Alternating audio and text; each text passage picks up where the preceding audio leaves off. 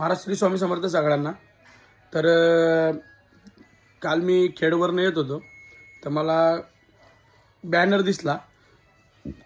लय तरुण पोरगं होतं आणि त्याचं अपघाती निधन झालं होतं. असे मी आठवड्याभरात 3-4 लोकांचं असं ऐकलं की नाही का अपघाती निधन झालंय.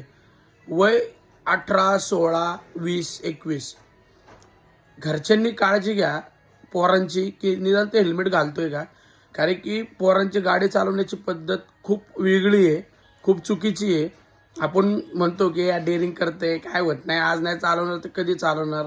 पण रस्त्यावर आल्याच्या नंतर ह्याचं त्याचं बघून पोरं जे जोरात गाडी पळवतात त्याच्यामुळं काय होतं, हे अपघात होत आहेत. आणि कधी कोणाला कोण उडून जातंय किंवा कधी त्यांचे धडकते आहेत. पण जास्त करून डोक्यावर मार लागल्यामुळे होते.